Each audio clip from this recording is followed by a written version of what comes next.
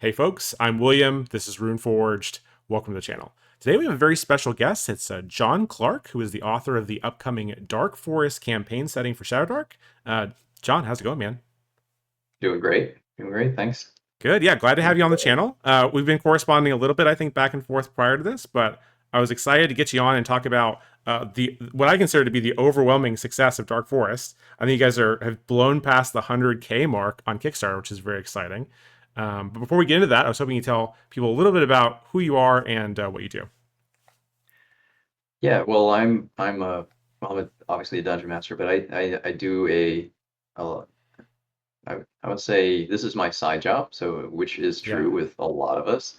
So my real day job is I work in animation. So I work that's for cool. Sony Pictures Animation, and I've done movies from like Surf's Up to Hotel T and Cloudy with a Chance of Meatballs, and worked on the Arcane I series, and saw that. Very cool. yeah, just a lot of stuff. I just finished a movie called Goat, which is coming out in February. I got a movie coming out on Netflix in 2 days called In Your Dreams. So Okay, go to that's it. Netflix. That's got to be exciting to see your work up Yeah, on Netflix. yeah, it's fun. Yeah. I think it's my first one out on Netflix. I did this a SpongeBob movie which came out on Paramount Plus during COVID. It was supposed to come out in theaters. So that was actually my first streaming movie. Uh, was the SpongeBob Sponge on the Run. So, That's which was cool. fun. But yeah, so that's the day job, right? So, but I'm Mhm. an artist and an animator. I've been illustrating my whole life, painting my whole life. So it's been art's been a huge part of my life. And then with filmmaking, I'm also a writer. And so writing's been a big part of my life. And then I've been playing D&D, since I was 11 years old. 1979 is when I started Wow, playing D&D with my brother that's and cool. then our friends. And so I've been designing dungeons since I was 12 years old. So it's like the perfect uh, combination of all of those things together. And so we started doing Kickstarters based on like D&D, probably mostly 5e, Yep. about 6 years ago or something like that. So we've Yep. published a few things through Kickstarter, which have been, more or less successful. I think Yeah. the most successful thing I had done RPG wise is I did a book on old school rules for 5e, Okay. which we had 1,100 backers, and That's and cool. and that's right when Shadowdark was coming out. Yeah. And the crazy thing is, I started this Kickstarter, and then I saw the Shadowdark Kickstarter. I'm like, oh my God, that's like, and I read about it, and everything about Shadowdark seemed like exactly what I was trying to convey to people with these homebrew rules, Right. which was how to take 5e and make it feel more old school, but still using the full 5e rule set and everything. Um, so when I did get my Shadowdark books after the Kickstarter, it was like, eureka! It was like this is exactly what I was, trying to tell people what Right. how things were broken in 5e and how it needs to be fixed and how you could just take 5e, you could just take my rules and you could fix a lot of stuff. And I think one of the things in Shadowdark that I really love is the torch rules, the torch timers, and the fact that nobody Right. has dark vision. Because as Yeah. a dungeon Same. master, I've spent a lot of time dungeon mastering, DMing. I have like over 3,500 hours on Roll20 Yeah. as a dungeon Same. master. Because back in 2018, I was working at Riot Games at the time, and I was writing RPG materials Uh-huh. for them because they have these things called um, it's there's like a tech term for it, but basically the whole company comes to a complete halt, and Uh-huh. all employees, there's like 2,000 employees, pull out their passion projects, right? And then you That's gather cool. a team, and you get that team together, and everybody crunches for like 48 hours without sleeping to produce a product at the very end that you can then show to everybody, including the executives. And it could be Yeah. like a software project, anything. So my project was Dungeons and Dragons modules using That's the cool. Runeterra world. That's And so awesome. it was a campaign setting. And so I gathered a team together. There was a lot of people there to play D&D. And D. I bet. But the thing is, I didn't know anything about 5e because I was only playing Pathfinder at the time. Because Okay. I went from first edition, second edition I kind of skipped. I stick with first edition, and then when 3 came out, 3.5, I jumped all over that because that was amazing. Right. And then fourth came out, and by that time, I had a meetup group in Los Angeles. I had 900 members. I That's founded the crazy. Los Angeles D&D meetup group, Hmm. so I had a huge group of people. We did these like massive meetups with giant PvP, scenarios and modules. I had like sometimes had like 15 people, and I had all these rules designed so we could actually run a one shot with like 15 or 20 That's a people, and lot of people. everybody would have a freaking blast. But we had these really big meetups. We had a really big group, and it was thriving. And then fourth edition came out, Yep. and and nobody wanted to play it. So, but at the same time, Pathfinder was doing their thing, right? So Right. Pathfinder was using the community, which was awesome, to test this new game system, based on 3.5. Hmm. So we all jumped on that. We all got the paperback version of Pathfinder, and we never looked back. And so when fifth edition, 5e came out, we were all like, okay, they're stealing Paizo's idea, they're doing the community thing, and they're making a thing, and we're like, okay, it's interesting, but it was not nearly interesting enough to drag us away from playing Pathfinder first edition. Sure. So it wasn't until 2018 that I was like, okay, I gotta learn 5e now. So I was like 4 years Yeah. behind everybody else. That's about when Um, our group got into 5e as well. We were lagging a little bit behind, but yeah. and I found 5e easy Yeah, that's to fine. teach people. Yeah. Yeah, like Pathfinder is very, detailed, Yes. to Very say the crunchy least. super. Yeah, crunchy system. There's a lot of detail in there, which is, a lot of us like that. Like Hmm. it's Sure. that's another way to go, and it was super fun. I felt 5e was it was a good system. I was like, okay, it's pretty good. I only have one kind of shield, which sucks, but shield, that's it. Like, Yeah. okay, um, like, do you really have to take away bucklers and you know all the different kinds of shields? But anyway, uh, that was I had some other beasts with it, but I think I hadn't game mastered enough to really understand like how like the things about it that were broken. Hmm. And then about that same time, a friend of mine, my brother-in-law, who's Canadian, my wife's Canadian, she put him on the phone with me. He's like, dude, you could do this, totally do this. He's like, and he sent me a link to this guy who's in Toronto, and he was a professional dungeon master. Yeah. And there was a news article about him, and I was like, whoa, professional dungeon, he's getting paid to dungeon master people. I mean, I already had a full-time job working at Riot. Like, I don't Yeah. need this, but like, I love But you D&D so wanted much. it, yeah. Yeah, I wanted it. So he's like, you could do it, eh? So I put up a website like about a week later, That's cool. Dungeon Master for hire with a Uh-huh. little four, and it was like instantaneous. And I was in Los Angeles, so um, there's people out. And the thing is, like, I was like, I don't want to do this very often, so I put a Sure. ridiculous price point. It was like $500 a session, And people were right? paying it, I'm sure. Instantly, That's and I was so like funny. blown away. I was like, okay. And so I had to just, within like a month or two, I was like turning down, or I didn't want to do it more than once a week Sure. because because and I feel like as a dungeon master, I need to do tons of prep. I'm a So it prepper as wasn't just well. the session; it's just all Yeah. it's Yeah. like all the hours and hours and hours of prep that go into making that session remarkable. Sure. And then when someone's paying you a bunch of money, that makes it Yeah. even more intense. It's Yeah. like, okay, now it's got to be super professional and remarkable, and Uh-huh. I really got to bring it. And so yeah, like once a week was like max for something like that. And then, but again, like it was just the demand was there for something like, and I thought it was like, oh, this is really cool. I can just do this on the side for a while. But then COVID hit, Yep. and and then so I learned Roll20. Well, I actually learned Roll20 because I had a group while I was doing live play, and they had some friends that were out of state, Yeah, makes and they're sense. like, "Can you please like?" They're like, they showed me Roll20, and they're like, "Could you just run it on this thing?" And it was a Humblewood, which is crazy because it brings us like full circle to Dark Forest, and that was really early on. And Humblewood had just come out, and they had the download PDF. And so I did the Kickstarter for Yeah. Humblewood. I backed that, because I really love that environment. Because I've always been a big fan of Redwall and of Animal Adventures, Of course. and at that time my daughter was like, I think she was 3, yeah, 4 years old or 5, she was about to turn 5 years old. Hmm. And so I was telling you earlier about how she was all Yeah. into Lord of the Rings and stuff starting at 5 years old. So and I thought, oh, Humblewood, this is a great way to get my daughter playing Dungeons and Dragons, like it'd be really awesome for her. Yeah. Um, and I got Humblewood and I played it on Roll20, and that sort of kicked off the Roll20 thing. I learned how to use it, and then COVID hit, and then it was like demand exploded. Yeah. You were So we had, prepared.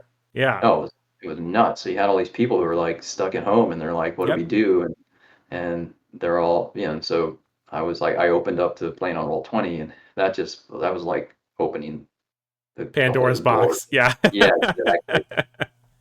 So yeah, like 3,000 hours of dungeon mastering on Roll20 later, I saw all the problems with 5e, and I'm Sure. like, I am Yeah. so done with dungeon mastering 5e.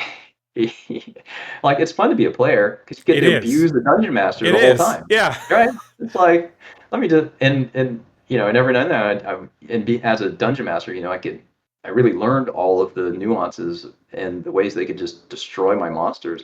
And Yeah. so when I actually a few times got in as a player, I was like, hee hee hee, I'm gonna make myself a nice warlock that can cast darkness, see in the darkness, and Yeah. then backstab everybody, and it's just I just figure out how to like game the system, and people were doing that to me, of course, all the time, gaming Mhm. the system. Yeah. But my but my biggest annoyance with 5e, number one annoyance was the number one thing that I really love about Shadowdark was everybody can see in the freaking dark, right? Yeah. And so even like the last 5e adventure I wrote, which was in it's called Shadows of the Veil, and this came out, I think, right before I got my Shadowdark books. In Shadows of the Veil, actually, there's a dungeon crawl at the end of it, Right. and it's pretty big, pretty substantial dungeon crawl. And I just created areas called Netherdark, where only natural light works, and all magical light fails, including dark vision. Nice. And because I just wanted it to feel like first edition, and you go Yep. back and read first edition book, it's like we got elves and they have infravision in it, and it looks like Predator. It's not, you Right. don't see everything, right? You're seeing heat signatures, Hmm. infravision, and it's like and only elves have it, and it's just like a really cool visual experience, so it doesn't give you feeling of safety in the dungeon. If it gives you a feeling of terror, it's like, oh yeah, a flash of heat, it just goes by. Yeah. Yeah. You know? I think people have it in their mind that dark vision is like perfect, like just Oh yeah. the same way you would see it during the day, but at night. But yeah, that's not actually technically how it's supposed to work. Yeah. Oh, and Roll20 makes it even worse because as you're going through and revealing what they Yeah. see, it I just love shows that part. everything. Yeah, it's just in full color. Everything's just Yeah. and so I've been dealing with this whole issue of light and darkness and trying to create adventures that feel visceral and dangerous, and you know so I spent years with 5e trying to navigate that and basically failing, and then also like I mentioned Humblewood, and Yeah. Humblewood's great, Very but that cool. doesn't fit a system. It doesn't fit the world that I was interested in creating, Yeah. which is a world that's like Brian Jacques' world, where there's real danger, Yeah. and in 5e with Humblewood, everybody's still shooting spells everywhere. You got your cantrips that you can Yeah. just unleash, unlimited cantrips. Every 6 seconds, you can do your firebolt. It's like, what kind of hellion could just shoot a firebolt every 6 seconds for 24 hours a day? Uh, Like that is insanely powerful. Like this, the very idea that they made cantrips unlimited in 5e mhm. is just one of the most broken things about the entire system. And it's all about pleasing players, right? It's all about Yeah. making Yeah. players. And I do agree that it does please players, Yeah. and players have Being a fun, right? player of 5e, even recently, I agree. I really like playing 5e, but I don't like running it. Yeah. Yeah.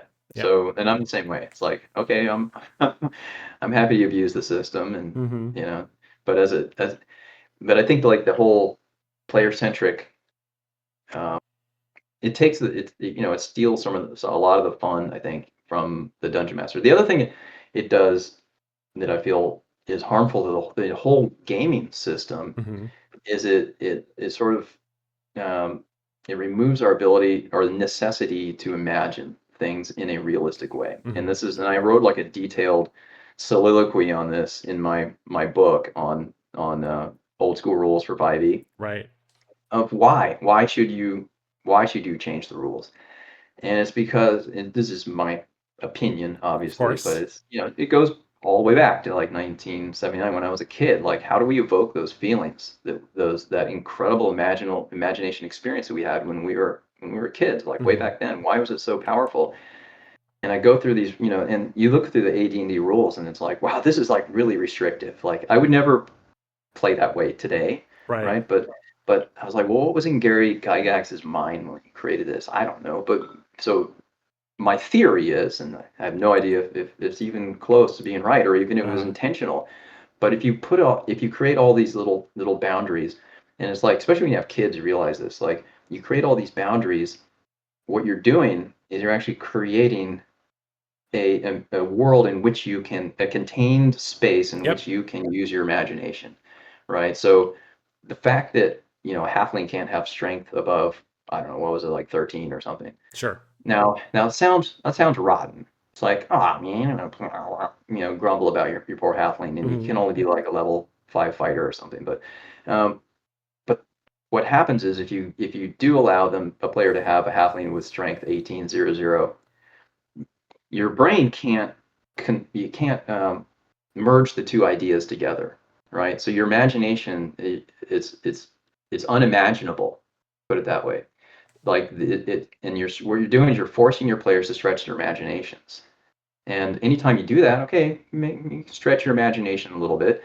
Okay, you can have a halfling and I had a halfling barbarian. One of my favorite characters of all time was Bregan Hillspringer, who was just a wild, crazy halfling barbarian Mm-hmm. who I feel like I abused. It was during Pathfinder days. My dungeon master was always rolling his eyes and getting exasperated with me Yeah. with with Greg and Hillspringer, and the barbarian. So I understand like what it is to like stretch the old imagination and be a player and enjoy doing that. Sure. I think But one I of the think most important things about what you're talking about is that these like limitations created like an implied setting and like a shared world that we were all participating in, and it mapped on very closely to what a lot of the source material that people drew from, right? So we're talking about Tolkien, we're talking about Howard, stuff like that. So creating these rules in a way that helped emulate those worlds, I think really sold. Immersion may not be the correct word, but it really got people immersed in those various different settings. I think that it what it does, I think, and it's hard for me to sort of say this, but it keeps people from having to um, well, it goes back to stretching your imagination, I think, because it keeps people in alignment with what they believe can be real, right? And so if you want your halfling to have, 1800 strength or whatever, 19 or 20, give them some gauntlets of, Yes. Yes. or gauntlets or some, a giant's belt or some, ogre gauntlets, right? Yep. Then it works. Then your imagination can accept that.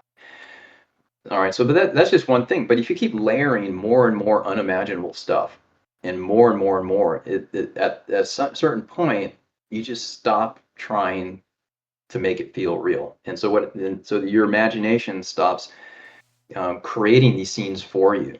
All right, Mm-hmm. so I think as a GM, as a game master, part of our job is to try to help describe a world and make it feel as so real that you go there. And if we have all these barriers and impediments to our tool set to be able to do that, then it makes it a lot harder. It makes our job as a GM a lot harder, right? So and along comes Shadowdark, and it's like, okay, all that has just been eliminated, right? Pretty. So you can still have a strong halfling, but like there's still great limitations Sure. on how much you can do and how much you can amp up your character, right? And so Yeah. uh, the whole idea is of rolling randomly for your talents. It's Yeah. just fantastic, right? It's like, okay, well, the emphasis now has come off of min-maxing my character, and it's been switched to, well, here's what I got. What can I do with what I've got, right? Yes. Yes. And Very then different mindset. suddenly your imagination is engaged again, Yeah, you're not building your characters so much as you are discovering it with the dice rolls. And I think that has a very strong appeal to a certain type of player, and other players absolutely despise it. So it just kind of Yeah, depends. Yeah. but I Well, think most game masters love it. yeah, So I think so too. yeah, So I think that's a really good introduction to kind of your like gaming philosophy. You did touch a little bit on Dark Forest. I want to talk about that a little bit more. Like we said, it just passed 100K on Kickstarter, so that's I think that's fantastic. I don't know what your definition of success was, but I feel like if I were you, I'd be feeling pretty successful right now. oh, Um, that's yeah, success for yeah. sure. Yeah, So I was it curious. definitely went beyond what my expectations were. So That's awesome. I'm glad to hear that. That's because I think you initially set the funding goal at like 5,000 or something. yeah, well, I mean, it's Yeah. hopefully, There's some five gamesmanship to it, I think thousand. too. Yeah. There's some algorithms on Kickstarter, Yeah. where if you and it's kind of unfortunate, It but is unfortunate. it drives your visibility up higher if you hit your funding goal earlier and faster. Yeah. And so to do my full funding goal, which is which is paying all of my expenses, and Sure. then that's a little bit different. So that's higher, but still I blew that away too, which is fantastic. In the first day. That's So great. yeah, did not expect that to happen. I mean, we have a very enthusiastic and amazing, really cool community. And what I found is, because I ran a lot of ads, but what I found I is want to ask you with my about that. ads are interesting. Like, people are like, why do you have to run ads? Well, I don't have a YouTube channel, right? I don't Right. have a built-in audience. I don't have, you know, this whole, tens of thousand followers on Instagram or anything like that. So anyone Sure. who doesn't have that built-in kind of following, Mhm. the only way to reach out and find people and contact people is through advertising, through putting up ads and saying, hey, here's our product. Does it look cool to you? If so, like, just click on this thing or comment on it. But the crazy cool thing is all the comments that I got on the ads, which is really just showing the artwork. Really, it's like, here's Yeah. some art. What do you think of it? Um, and then telling people, hey, this is like Redwall meets Money meets Shadowdark, Yes. and here's these things you're gonna get. Well, what I found is like there is a huge community of people who love Redwall, Yes. and 100%. and I managed to, Tap into it. and including myself, right? So, and I didn't know this community, and now I'm part of this community, That's and cool. I've found people who I really love to chat with and hang out with. And so the advertising part of it has been like magical. It's been fantastic because I was able to reach out and find a community of people plus role players, right? So it's like this Venn diagram. But a lot of people who are backing this have never played D&D before, which is That's crazy to me. remarkable. Yeah. Yeah, so Shadowdark is going to be their first system that they've ever played, That makes which sense to to me me is though. also great too. It's I like, think it's a yeah, really good first system. You don't come in with a lot of preconceived notions from other systems. I think it actually can work really well. I think so, and Yeah. it's a great introduction to tabletop RPGs because they're just going to be able to drop in and immediately start imagining. And it's also the very best system imaginable for me for Mm. this world, this Brian Jacques sort of Redwall style world. I mean, it's Right. if you add in Shadowdark, you add in D&D, of course, it's still full of magic, right? So there's Yes. monsters and spells and potions It's a and little more restrained though, especially than fifth edition for sure. totally, yeah. Yeah, And yeah. I mean, we have spellcasting classes Mhm. and that kind of stuff. So it's still a mix of the two. So it's not, but if a GM is like a huge fan of Redwall, they can just strip away all that stuff and just start in an abbey and just use vermin and giant snakes and whatever. I mean, actually Yeah. play just a real Redwall world that feels just like Redwall. So Yeah. it's all in there, like ready to go for whatever the players want to play with. But we've got a couple adventures that we're working on, one that's in the founder's book, and then one like fatter adventure. And I've got a writer, Anthony Herman. He was actually my dungeon master when I was playing Bregan Hillspringer. He's forgiven me since those days, Good. but Good. he's working and writing up that adventure. That's cool. Um, yeah, so I've got a team of really great artists. I would say I'm the primary artist. I've done most of the illustrations in the book. Yeah. There's a But lot I of have art. it's a lot of art. Yeah, Yeah. there's going to be uh, we're going to break 100 pieces of art That's at cool. least. Yeah, in just the main book. So Um, and so I've been drawing for this project. I've been drawing for almost a year and a half.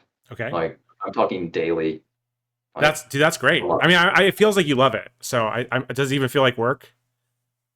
No, no, it Yeah, feels like fun. I mean, instead that's of cool. watching TV or whatever, I mean, haven't Yes, been playing any yes. video games. I missed out on Baldur's Gate 3 pretty much because I'm just too busy. That is one I But would recommend checking out. That's like the one from the last couple of years that I've really enjoyed. But yeah, I understand there are other things to do.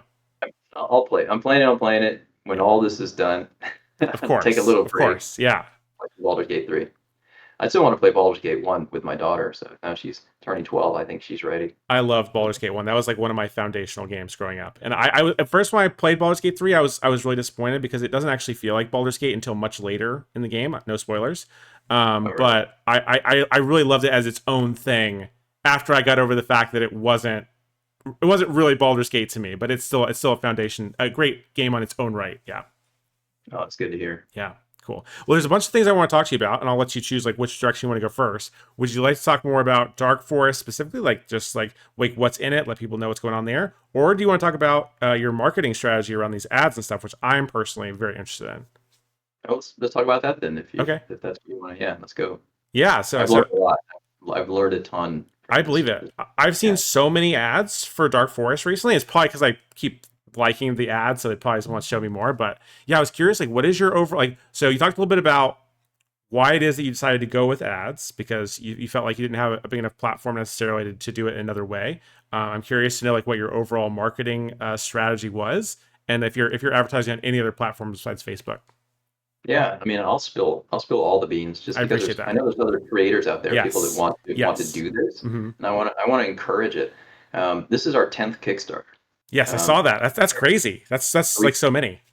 so we've done a few. Like the first one I did was Monster Stopping Heroes, was a card game, and it was successful. You know, Mhm. it was like 15,000. It was pretty good, and I ended up with a game, 400 and something backers, and it did great. So, and I still have it. Actually, we're about to do a print run, and we're be selling on Amazon pretty soon. So Oh, that was cool. my first experience.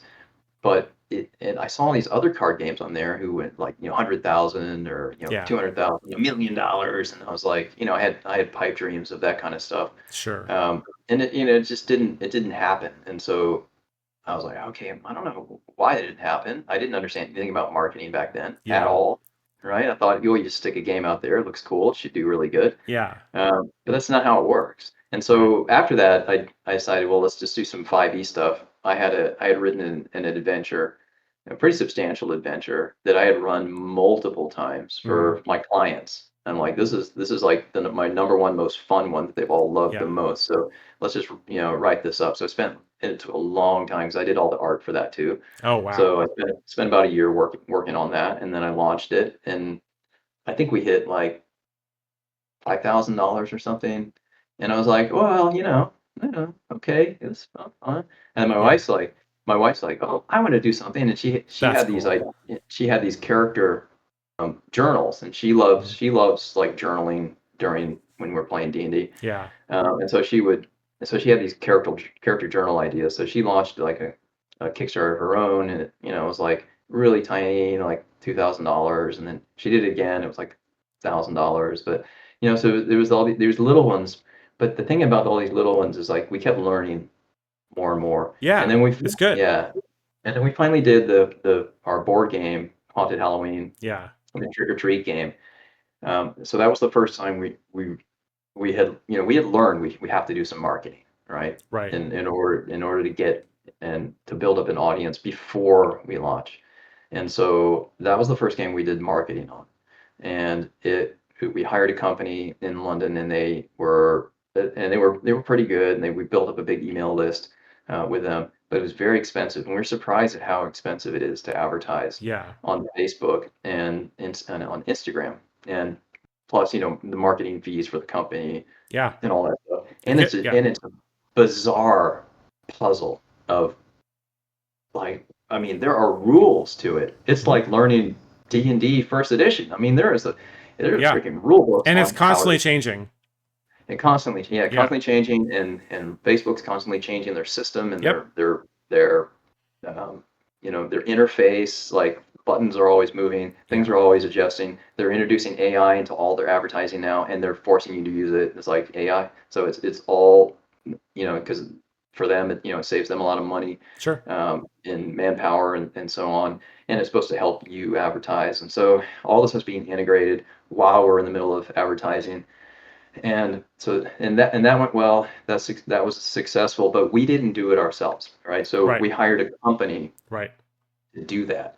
And so it was still a big mystery how all this works. It's like, Yeah. hey, we saw it happening. They used our Facebook account and we could see the numbers and everything, but we still weren't looking behind the curtain at Understood. all. Yeah.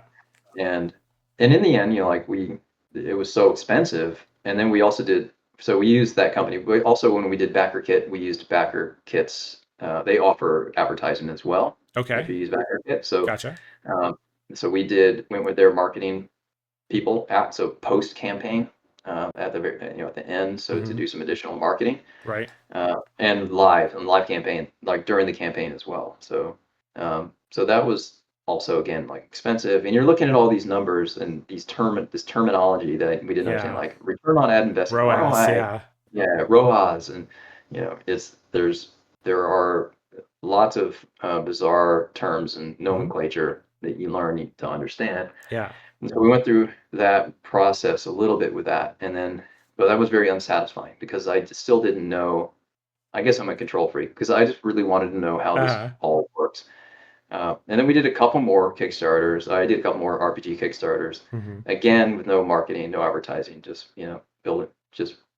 building up a few followers before launching. Sure. And again, like 4,000, It's 5,000, not same bad. back to the normal numbers. Yeah, Not I was like, okay, bad. well, at least like I didn't have to hire anybody. Like this Yeah. is all me. It's all my hobby. It's all my spare time. And so, hey, I'm getting paid a little bit for, doing Yeah. For 500 stuff that you hours like of to work do. on Yeah. something. Yeah, I'm only making $2 an hour here, but hey, I love doing it, right? Yeah. So, but when it came to Dark Forest, we had some advice and from, I would say Haunted Halloween, the Kickstarter, we broke even on that. It was like, okay, we want to learn a lesson here on how not Yeah. just to break even. Hmm. And so my wife, that was really her game. Her and my daughter invented and That's designed the cool. game. That's really cool. So she's been in active communication with a lot of. We went to Gen Con. We brought to Gen Con and we did game testing there. Yeah. She's got it reviewed on the Dice Tower. We got really good reviews Cool. there. Cool. So we've got great reviews for it. But along the way, she met a lot of people who are experienced in doing Kickstarters. Yeah. River Valley Glassworks, and these companies, they make these big games, and they make a lot of money, do really well on Kickstarter. We're like, Right. how in the world do we do this? Like, how do we like get there? And so she's been talking to them, and and she's got the gift for gab, which I really don't like That's funny. people. I'm more quiet and reserved, and she's like outgoing and does most of the talking Yeah. when we're together. and so and so so she's done a lot of research and talking to people. And one of the biggest pieces of advice she gave, or these big creators gave to her, was like, don't launch your Kickstarter too soon. You need to build up an audience first, and you need Mm. to get yourself to at least 1,000 followers on Kickstarter before you launch your campaign. And he's like, it doesn't matter if it takes a year. You just let it sit there and just let people find it Yeah. and build up and take your time. That's the other thing he said, take your time. And I've always been super impatient. I'm like, I want to do it Me now. too. Yeah. Like I got 70 followers. Let's go. Mm-hmm. And so I was like, okay, Dark Forest is really important to me, like more than any of the other things that I've done. Interesting. This one is important to me because it's something that I really am passionate about. I really care about, Sure. and I feel like, and not only that, like it's my favorite kind of art. Like Good. Shadowdark is my favorite kind of art. It's the art that inspired me to become an artist. Like Oh, that's from cool. back in the D&D days, like those, all those incredible drawings in the player's handbook. That's why I ended up in animation. And that's how I ended up in the film business. How I ended up as an artist. It's because of D&D, because of Yeah. First Edition AD. It's not because of 3.5 or all this crazy, colorful wackadoodle art now that you see in like 5e Yeah. and 5.5, and none of that inspires me.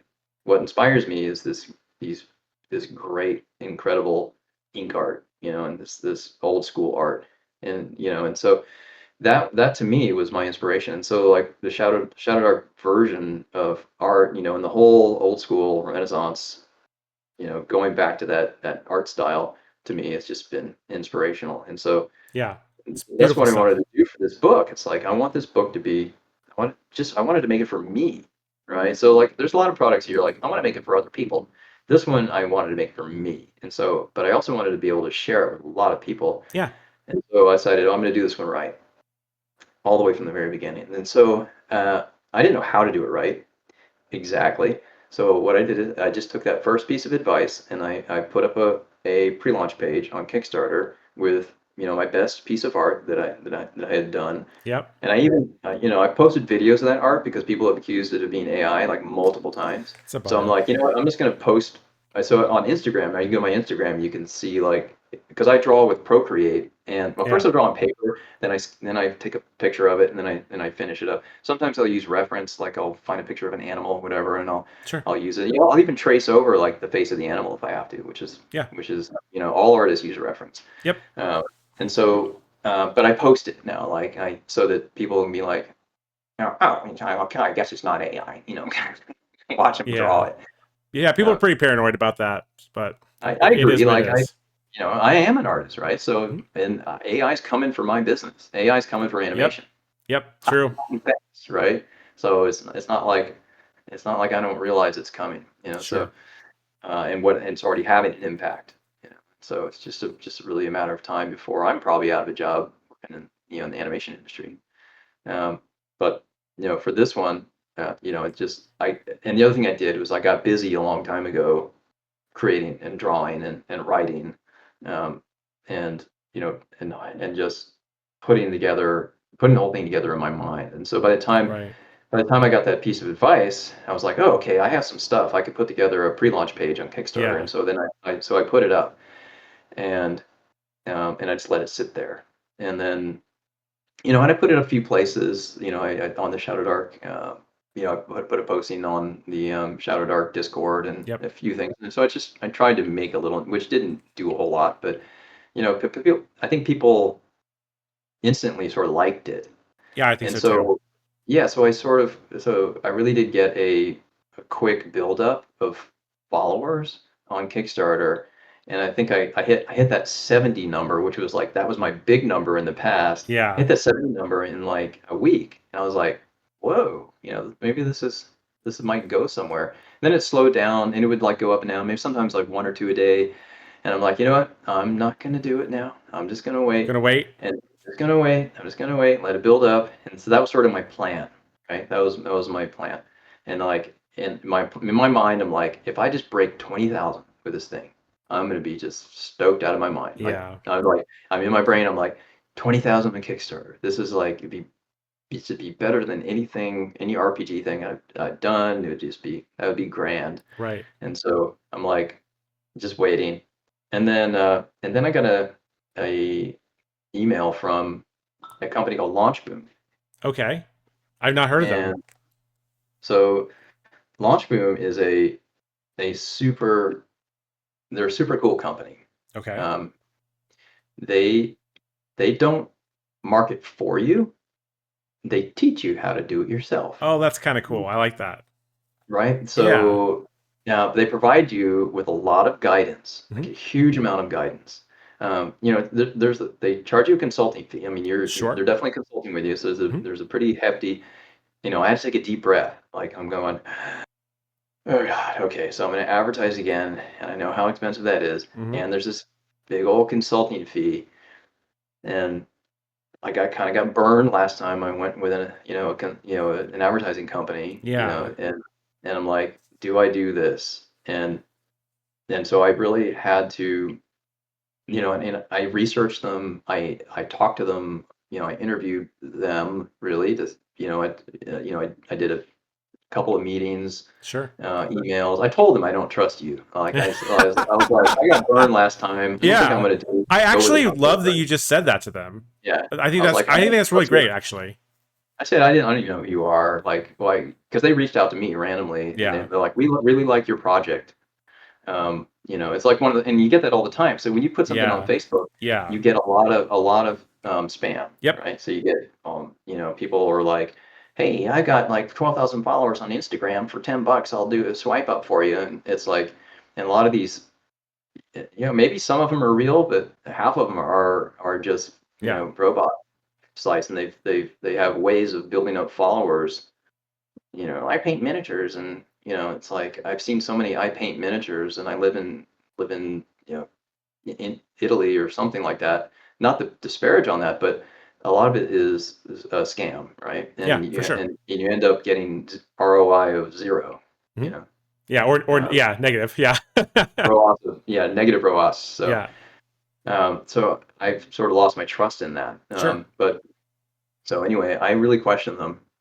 But after doing all my research, I talked to my wife, and I'm just like, okay, this is way more commitment than I was ready to make. Okay. Um, Like but I went for it financially, like money wise. financially. Yeah. Yeah. Yeah. Yeah, financially. I'm like, okay, we'll be digging in. We'll be digging down deep here. Yeah. We're digging into our savings for this now. Scary. Uh, so, and how, I don't know how this is going to do. You don't Sure. know. You have no idea. Um, yeah. So I just went for it, and I signed up with them, and it was like the best decision ever. Okay. They Good. And so they not only do they consult with you, they have a community. So they have a community forum, and you can just post your questions there. And there are hundreds of people on that forum who have done incredibly successful Kickstarters and That's are great. running great game businesses. And so they don't just focus on games, right? But they have an entire division that only does just focus on games. So on their community, it's only games. There's That's cool. tabletop RPGers, there's War games. board Yeah. gamers, like everything. People who have done like multi-million dollar, they're in there answering your questions. So it's like, God, this is like the creator of like Yeah. some major games I got on my shelf, and they're directly answering questions for That's me. very cool. Community is Yeah. so important. Like having like a small community of people that you can really trust to answer your questions is like invaluable when you're first, especially when you're first Oh, getting started.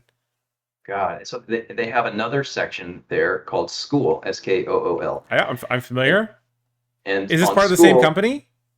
no, yeah, it's part of the same company. Oh, So, okay. Cool. well, they don't own School, but they have their section. They have like They have on a School. school. So They have a school page or whatever. yeah, School page. So Gotcha. that, and you have access to it.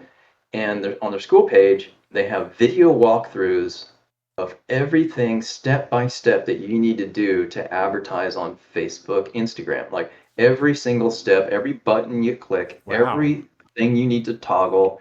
And if you run into anything, you just shoot them an email, and they'll get back to you, and and tell you how to navigate through it. But their videos are super, super in depth. So you keep the video there. You're up on Facebook, your Facebook manager, and you're like looking over here, you're clicking, you're going through this stuff, and it's like you're creating your audience, and then you're like, oh, and they have some built-in audiences, so you can like you draw on those, and then they put you through this testing phase, and once you're done with your testing Uh phase, huh. then they consult with you to see how it went, and then they take you through from your testing phase to your let's go live phase, and everything is like step by step. So the entire time you're learning it, you're going to school, and Mm-hmm. literally going to school. So I Yeah. felt like I literally went through a boot camp in marketing Right.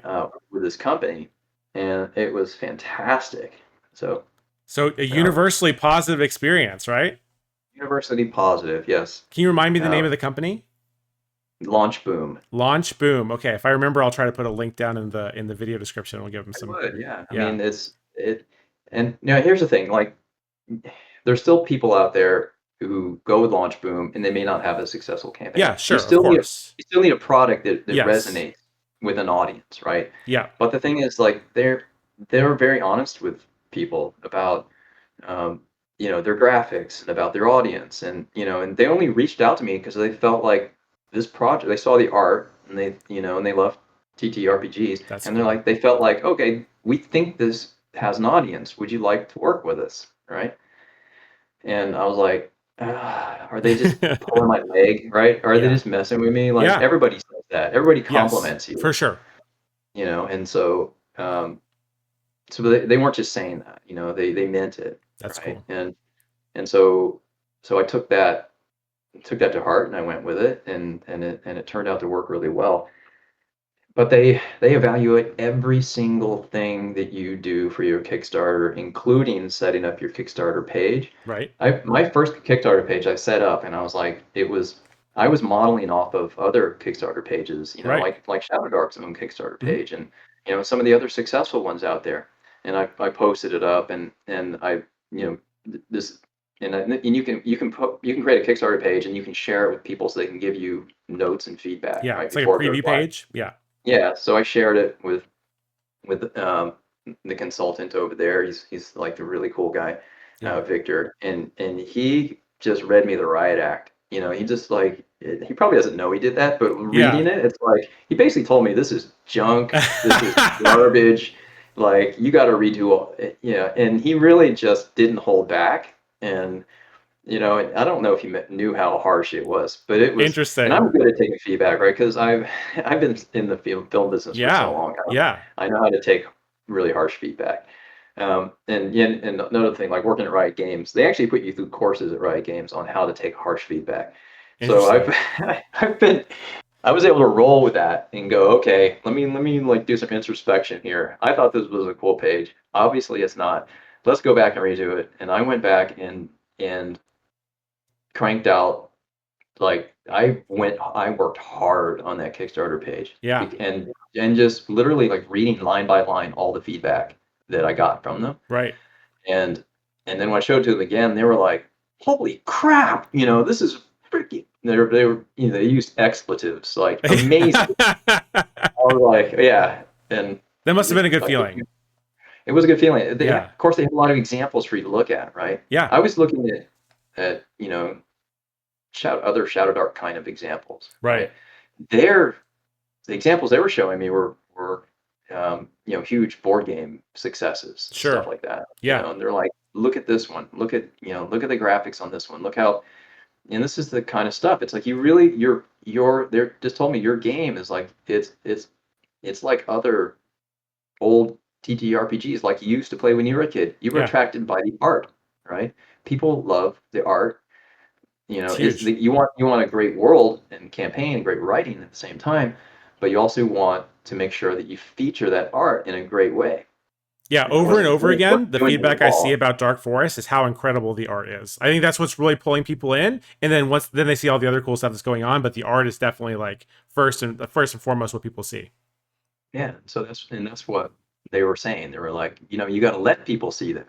You got to present it in a way that makes people feel um, like that's is what they're going to get. Yeah.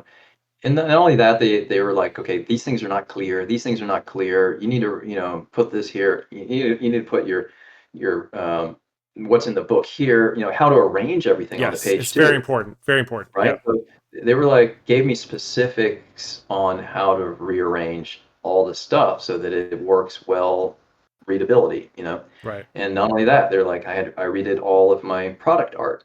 So they were like, we don't know what's PDF and what's not. It's not clear. They're Right. like, here's an example of where you can see this is clearly a PDF and this is clearly not, right? Right. They're like, you need to do this so that when I go through your tiers, I can see that, oh, exactly what I'm getting. Like, okay. So I went through and I literally redid the entire page from top to bottom. And it sounds like it Um, worked out really well. They gave you a bunch of positive feedback, and then now you're at 100K. So probably Yeah, went pretty it did well. work out. And Yeah. they do the same sort of micromanagement with you on all of your ads, Okay. in your landing pages and all that kind of stuff. So anyway, so launch boom, two thumbs up. When I started the live campaign, of course, that all comes to an end. I Okay. mean, you still get to interact with the community during that, but all of those ads stop. And then there's other companies like a company called Gelop, who is, they're pretty well known because they work with Kickstarter a lot. Okay. They're recommended by Kickstarter. If they think your product's going to do well, they'll do live ads for you throughout the campaign while your campaigns are running. Interesting. Okay. And then they allow you, they have like a dashboard, and you can keep track of the return on ad spending. Okay. And so you give them the number you want, right? Yeah. Uh, on the return on ad spending. Hmm. And then if they get below that number, you can throttle back. You can be like, I'm losing money here, Right. because it's a slim, just like any kind of business. I think you're looking at a margin, right? Of course. And and a lot of people's margin is, I'm just going to be able to barely get paid and pay myself for maybe this work, maybe. Right. And that's kind of where this is. It's like, Mm. I have a lot of consultants, I have a lot of artists, Ah. I have 3D sculptors, I have the writer, we have an editor who's coming on board. Um, This is a you know big about big that. project. Yeah, exactly. So there's a lot of outflow, and then, but I think the most Yeah. expensive thing is that people don't realize is really creating that audience, and doing that through Yeah. advertising. And for me, it was a giant mystery, and now I could probably like guide people through it pretty well these days. That's awesome. I think that people would probably benefit a lot from your experience. I'm glad we're getting to talk about it today because hopefully a lot of people will see this and get the 411 on some of that stuff. Yeah. So, So I'm curious, like besides Launch Boom, were there any other major inflection points where you saw really major growth as a result of something that you did? well, I mean, think in my old version of Major, Hmm. yeah, because when I joined the Shadowdark, well, I joined the Shadowdark Discord like a long time ago, but I Yeah, wasn't really active. I sure. don't do a lot of Discord. I'm not like Mr. Facebook and social media Yeah. kind of guy. I've always been working too much in real life. Yeah, Like, I work, think most super creative people also, yeah, they're actually spending their time working instead of being on socials and stuff. So I yeah, understand. that is part of my problem, I think. So, um, yeah, we're at the Halloween convention yesterday. We were talking to this really really outrageously cool guy who runs like the they have like burlesque show, and they have like all these crazy like costume parties and stuff at this. This Oh, is a really cool. big Yeah. convention, and he's like this 6'2" guy in like high heels and like dressed to the nines. And he bought our game yesterday. He just came right to our booth. He's like, I gotta get this for my brother-in-law. But he's surrounded by a posse, right? Uh-huh. And he's just super outgoing and really flamboyant, gigantic personality. And Right. then he's like, and I was talking to him about. He was asking me about Dark Forest because he's backing it. He's like, Cool. because he plays a lot of D&D, Yeah. and and he runs these like really big shows and stuff. The drag queen shows. He's like really really outgoing, and he's like a big personality in that world. And then he's like, yeah, I can't do social media at all. I'm like, Yeah. what? Yeah, that's pretty it's interesting, isn't it? He points to the lady next to him. He's like, Yeah. that's my social media That's person right funny. there. She does Yeah. all of it. I'm like, that's crazy. He's got this huge personality, and he can't do social media. Busy people And don't have time for it, you know? I feel So, the same way. yeah. Like, I don't have a huge personality, but I certainly am unable to do a lot of social media. I tried. I Yeah. tried really hard during this campaign Yeah. to interact, and I think I've done a pretty good Yeah. job. I've seen you on a couple But different channels here and there. I think I saw you on Adrian's Dungeons and Dyslexia channel, right? yeah, Yeah, yeah, yeah. yeah. Yeah, yeah. Cool. So yeah, and I did the live show. The live play with them was super fun. Right. Yeah, Those guys that's awesome. are those guys are hilarious. They're That so was fun. that was a blast. Yeah, they're really good players too. Yeah. I love it. Yeah, it's nothing more pleasurable than GMing a game for like good players. Yes. Good players Yeah, make it all worth it. totally. Yeah. So, John, we are coming up on sort of the end here, but I did want to give you a chance to plug Dark Forest really quick for people who have maybe been on the fence about it and maybe want to pick it up before the end of the Kickstarter. Cool. Yeah, Dark Forest is I would say Redwall. If you don't know Redwall, it's a incredibly uh, rich world based on anthropomorphic animal characters, where you can play badger, mouse, rat, weasel, owl folk or hawk folk, or I call them dark wings, which is like a crow. Yep. Uh, yeah, all kinds of animals, but it's not a cutesy animal world. It's a deadly dark, shadow dark kind of world. It's filled with magic, but I'm up to 90 new monsters now. We've got 60 new spells, 30 new spells, 60 new magic items. And then I have a whole world detailed out with like multiple regions which you can run your games in. I've got 22 pages of random charts, so you can just start sandboxing if you like. If you just want to just drop players in and start rolling random encounters. Mm-hmm. Uh, and there are some rule tweaks to Shadowdark to make it feel um, more like a Red Wallish kind of world. Yeah. I had to redo a lot of the charts because there's no humanoids in this world, Right. and almost all Right. the Shadowdark charts have goblins and goblinoids and all that. Tons of humanoids. Yeah. Yeah, and so it's I didn't really want to redo a lot of those charts, but Yeah. it made it necessary.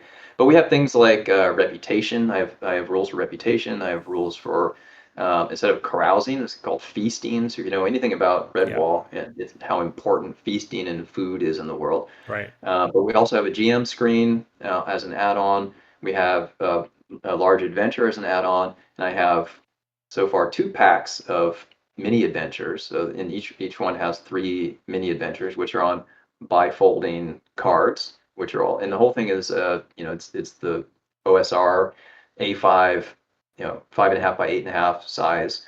The book itself is going to be hardbound. It's going to be faux leather with silver ink on the outside, and it's Sounds got a ribbon nice. on it. Mm-hmm. Yeah, so it's a nice thick stock on the inside, so it's going to be super high quality. Definitely sit on your shelf for a lifetime kind of book, and that was not a stretch goal. That's something I wanted from the very beginning. So, Yeah. which was really important to me because I got my shelf back there and I wanted to fit really nicely on my shelf. So, and look great forever. So it's a really high quality project, Yeah. and we have a great printer. It's the same printer I believe that did the Shadow Dark books. Cool. Um, Seems to be so an ongoing trend, which I appreciate. They do good stuff. yeah, so they do really good stuff, and you can trust them. Yeah. Uh, and so we'll hopefully be delivering second quarter of 2026. There'll Awesome. be stuff will be shipping out. That's great. That If sounds like everything a goes good timeline. well. Prior to that, we will have PDFs coming out. There's other things like there's some for US for the US. I have some Dark Forest prints, so you can get either a canvas print or a paper print, and those Right. could go on your wall. Those will ship out earlier because those are print on demand.